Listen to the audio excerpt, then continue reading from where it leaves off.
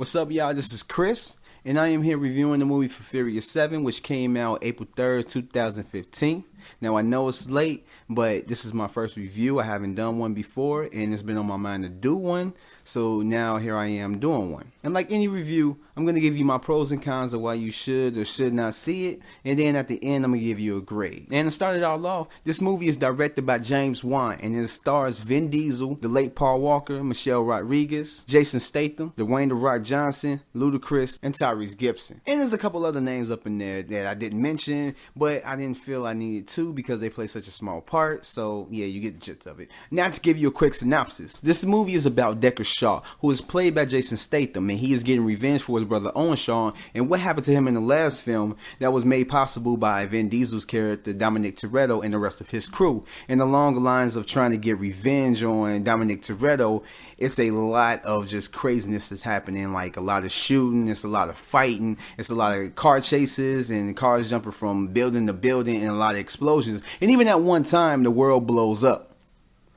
Not really, but it damn near almost. Now to give you my pros and cons, and I'm gonna start off with the pros first. And it's a very good movie. It's badass, it's funny, it's over the top, it's a good time, and there's a lot of action. It's really emotional at times, and it's great acting. It's a great connection between this movie and the last movies, as well as Letty's situation and how it connects to the other films and how she's still dealing with that situation within this film. And all the fight scenes were really good. They were choreographed great, as well as all the action scenes and the stunts were like crazy insane. And the way that they keep that family orientated thing going on, it worked great with this movie as well as it did with the other films. And the way that they handled Paul Walker's situation within this film and the way they sent them off was like really good, and I commend them on that one. Now on to the cons. Now one of the big cons of this movie is that the plot didn't make any sense.